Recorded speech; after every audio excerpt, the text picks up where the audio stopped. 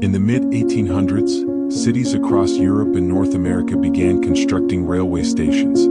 According to historical consensus, these buildings reflected the optimism of the Industrial Revolution, monuments to progress, designed to accommodate the coming age of mass transportation. But when you examine the population records from the 1840s and 1850s, something doesn't align. Cities with populations of 15,000 were building terminals capable of handling 100,000 passengers annually. Towns that had never seen more than 3 trains per day were erecting structures with 12 platforms. The capacity wasn't just generous, it was excessive by factors that standard urban planning models don't typically predict. In 1851, when London Street Pancras Station was planned, the city's railway traffic was modest. Yet the terminal that rose over the next 15 years featured a single-span iron roof covering an area larger than any European building of its time. The engineering required for that span, designed to shelter platforms that wouldn't reach full operational capacity for 3 decades, represented an investment that couldn't be justified by projected ridership alone. And this wasn't an isolated case. Before we go further, this is a documentary examination of architectural and demographic patterns during a specific period of infrastructure development. We're presenting observable data points and timeline inconsistencies found in public records, architectural surveys, and census archives. No claims are made about what these patterns definitively mean. We're exploring questions, not providing answers. The standard explanation is forward-thinking investment. Civic leaders, inspired by confidence in industrial growth, built infrastructure ahead of demand. They anticipated expansion. They planned for futures they believed inevitable. That explanation works in isolation. But when you map these stations geographically and temporally, a pattern becomes uncomfortable. Between 1840 and 1870, across regions with vastly different economic conditions, political systems, and urban development trajectories, railway terminals appeared with a striking consistency, not in style but in scale. They were uniformly oversized relative to the populations they served. Philadelphia's Broad Street Station, opened in 1881, featured 16 tracks and a vast bush train shed covering nearly 8 acres. At the time, Philadelphia's daily rail traffic was a fraction of what those tracks could accommodate. The station wouldn't approach capacity until the early 1900s. Grand Central Depot in New York, completed in 1871, served a city whose railway demand was already substantial. Yet the building's footprint, platform count, and waiting hall dimensions exceeded operational requirements by margins that made contemporary critics call it wasteful. One urban planner at the time noted the terminal could serve a city twice New York's size. It did, but only 40 years later. In the United Kingdom, the pattern repeats. Manchester Central Station, opened in 1880, featured a glass and iron arched roof spanning 210 feet. The city's railway traffic at that time required perhaps 4 platforms. The station was built with 9. Liverpool Lime Street, Bristol Temple Meads, Birmingham New Street, each constructed with capacities that wouldn't be justified by passenger volume for decades. The engineering alone presents questions. Iron roof spans of that magnitude required calculations and material tolerances that pushed the limits of available technology. The cost-to-usage ratio during the first 10 to 15 years of operation would have appeared financially irrational. These weren't modest overbuilds. They were structures designed as if the architects had advanced knowledge of population densities that hadn't yet materialized. Perhaps they simply guessed correctly. But the consistency is where that explanation begins to strain. If individual cities were making forward-looking investments based on local optimism, you'd expect variance. Some cities would overbuild, others would underbuild. Some would misjudge growth, others would get it right. Instead, across continents, in cities with different industries, governance models, and immigration patterns, railway terminals appeared with a shared characteristic. They were too large. Not slightly too large, systematically too large. In 1850, the U.S. Census recorded populations that, by modern demographic analysis, shouldn't have generated the passenger volumes these stations were designed to handle until the 1880s or 1890s. Yet the stations were already under construction, or in some cases already completed, by the mid-1850s. The same temporal mismatch appears in the United Kingdom. Census records from 1851 and 1861 show urban populations that align poorly with the terminal capacities being built during those same decades. The numbers don't fit. And it's not just passenger capacity. The freight infrastructure tells the same story. Goods sheds attached to these terminals were designed with storage volumes and loading capacities that exceeded regional production outputs. In some cases, the storage space wouldn't be fully utilized for 30 years. The ventilation systems, gas lighting networks, and later electrical installations were engineered for throughput levels that didn't exist. It's as if the builders were working from a different set of population projections, or from records of a demand curve that hadn't yet begun. The timing compounds the discomfort. Many of these stations were planned and funded in the 1840s and early 1850s, a period of significant economic instability in both Europe and North America. The Panic of 1837 in the U.S. had left credit markets fragile. The European revolutions of 1848 had disrupted capital flow. Yet during this period of financial caution, cities committed to infrastructure projects whose returns wouldn't materialize for decades. That requires either extraordinary confidence or access to information we don't see reflected in the public record. There's another layer. The architectural language of these terminals shares features that aren't easily explained by stylistic trends alone. The use of vast interior volumes, cathedral-like spaces with minimal internal division, appears across projects with no direct communication between their architects. The preference for maximum unobstructed span, even when operationally unnecessary, becomes a near-universal design principle. Operational efficiency doesn't require it. Passenger comfort doesn't demand it. Cost optimization actively discourages it. Yet it appears everywhere. The historical record offers pragmatic answers. Civic pride, competitive prestige between cities, architectural ambition. These are reasonable. They explain individual cases. But they struggle to explain the pattern's geographic and temporal density, the way these stations appeared, oversized and over-engineered, in close succession, across regions that shouldn't have been coordinating. The pattern becomes more difficult to dismiss when you examine the supporting infrastructure that arrived alongside these terminals. In the United States, the Erie Canal was completed in 1825. At the time, the population of New York State was approximately 1.6 million. The canal stretched 363 miles, connecting the Great Lakes to the Atlantic Ocean through a series of 83 locks. The engineering required to maintain consistent water levels across that distance was extraordinary for the period. But here's what the records show. In its first full year of operation, the canal carried less than a quarter of its design capacity. The warehouses built along its length sat largely empty. The lock system could handle traffic volumes that wouldn't arrive until the 1840s. The canal wasn't just slightly overbuilt.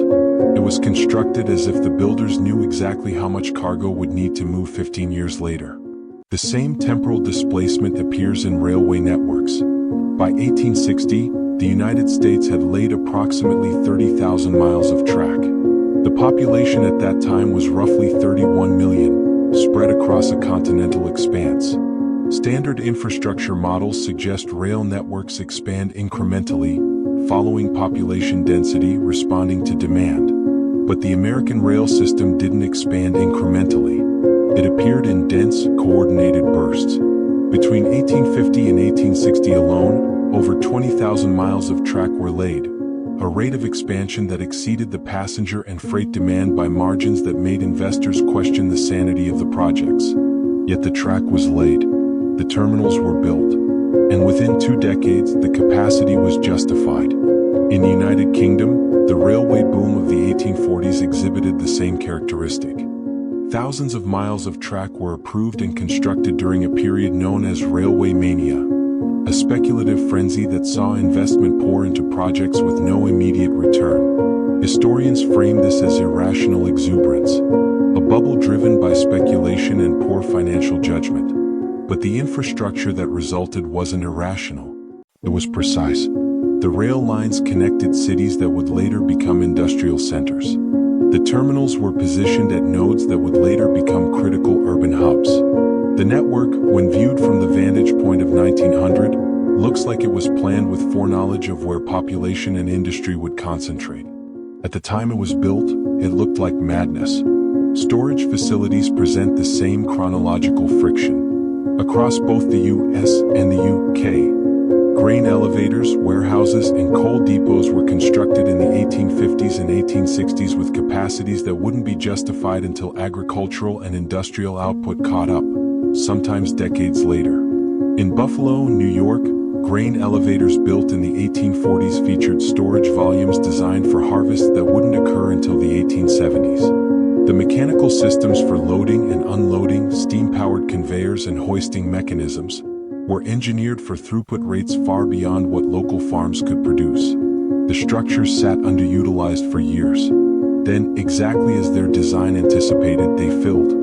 In the United Kingdom, coal storage facilities in ports like Cardiff and Newcastle exhibited the same pattern. Built in the 1850s, designed for coal output that wouldn't reach those levels until the 1880s. The timing is too consistent to ignore. It's not just transportation and storage. Municipal water and gas systems followed the same trajectory. London's sewer system, designed by Joseph Bazalgette and constructed in the 1860s, was built to serve a population of approximately 3.5 million. At the time of construction, London's population was 2.8 million. The system's capacity was justified within 15 years, but the decision to overbuild by such a margin was controversial at the time. Critics called it wasteful. But Bazalgette insisted the system needed to accommodate future growth. His calculations anticipated population densities that wouldn't exist for 2 decades. He was right. Philadelphia's Fairmount Waterworks, completed in phases between 1812 and 1850, featured pumping capacity far exceeding the city's water consumption at the time. The neoclassical structures housing the pumps were designed with a monumental scale that suggested civic ambition, but the infrastructure beneath was engineered for a city twice Philadelphia's size. Boston's Cochituate Aqueduct, completed in 1848, delivered water volumes that the city wouldn't require until the 1860s. New York's Croton Aqueduct, finished in 1842, featured reservoirs and distribution mains designed for a population the city wouldn't reach until the late 1850s. These weren't cautious overbuilds. They were systems engineered with specific future capacities in mind, capacities that, in each case, materialized within predictable timeframes.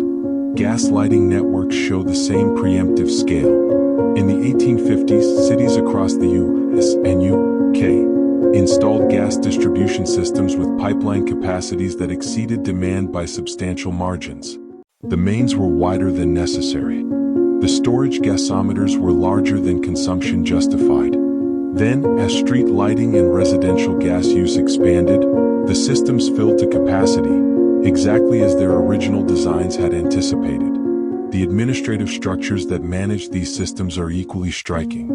Municipal planning offices, railway regulatory boards, and public works commissions appeared in the 1840s and 1850s with organizational frameworks that seemed designed for cities far larger and more complex than those that existed at the time. The bureaucratic templates, record-keeping systems, zoning regulations, infrastructure oversight protocols, were uniformly sophisticated, not experimental, not incremental, fully formed.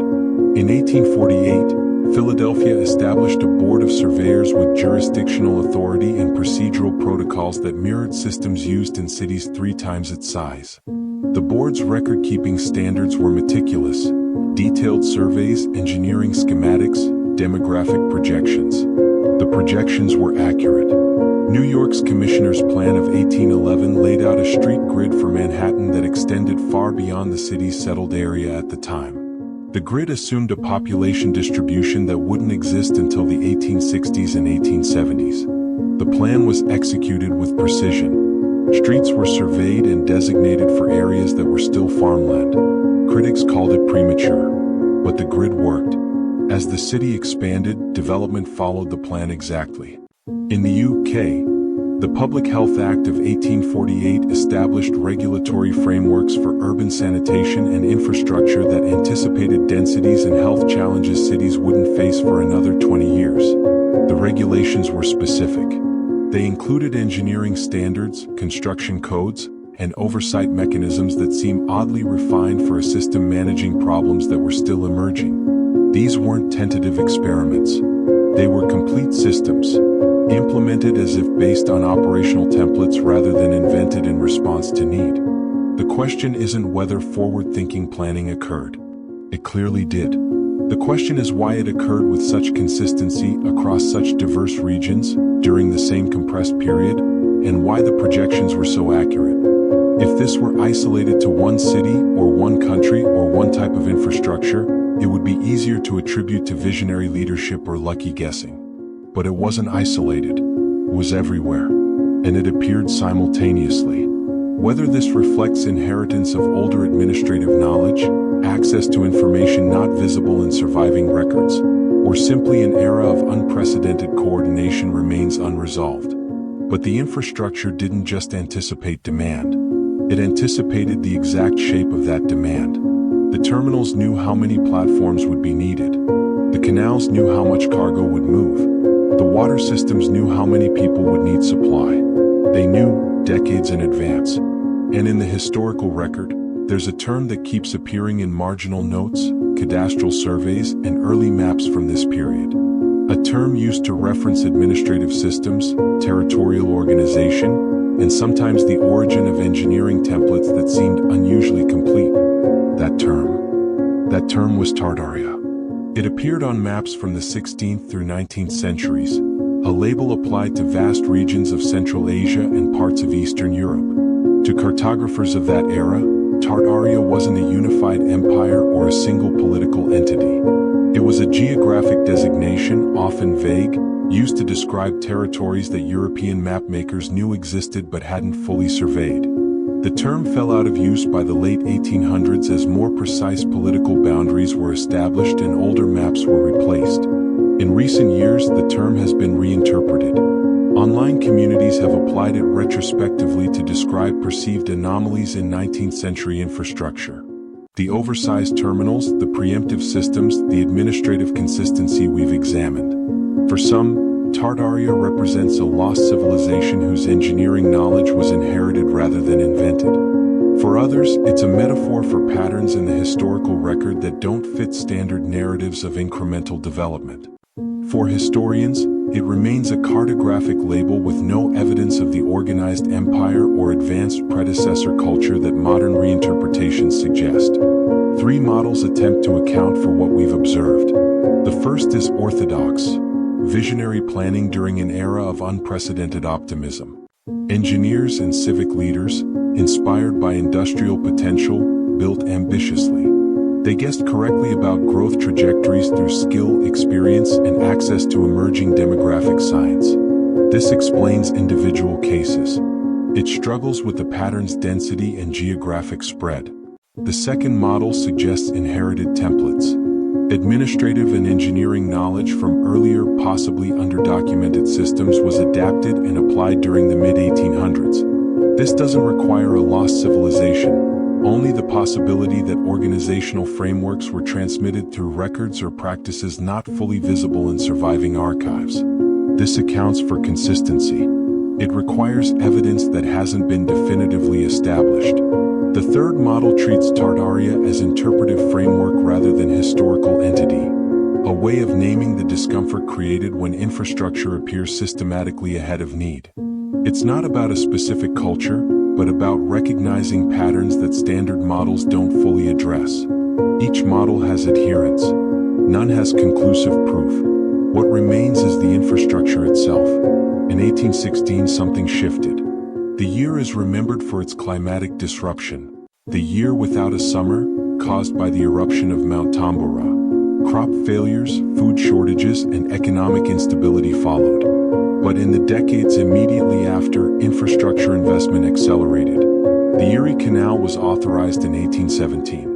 Railway planning intensified across Europe and North America throughout the 1820s and 1830s. By the 1840s, the terminal construction boom was underway. Whether 1816 marks a catalyzing event, a coincidental baseline, or simply a useful reference point depends on interpretation. The evidence invites examination. The terminals were built before the cities could fill them. The systems were engineered for capacities that didn't exist. The administrative frameworks appeared fully formed, and they worked. Tartaria, in its modern usage, may be less about a specific historical truth and more about the questions we ask when infrastructure feels like it was designed by people who knew something we don't see in the record. The stations are still standing. The canal systems still operate. The grids still function. They were built for a future that arrived exactly as planned. Whether that reflects extraordinary foresight, inherited knowledge, or something we haven't yet named, that's the question the architecture leaves open. The terminals remain. Oversized, over-engineered, perfectly timed. Built before the need. Filled exactly when anticipated. Waiting perhaps for us to ask why.